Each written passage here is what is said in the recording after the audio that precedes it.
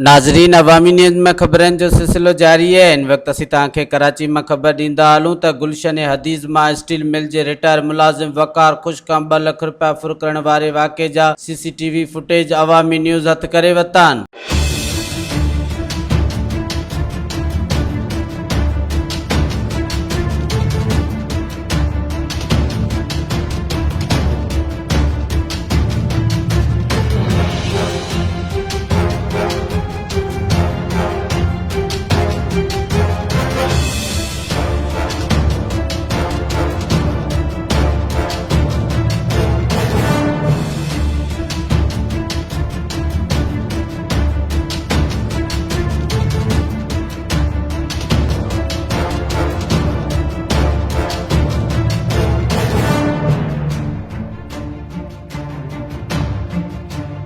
मज़ीद खबरों और तफसीलात के लिए विज़िट करें हमारी वेबसाइट www.awamiNewsHD.com।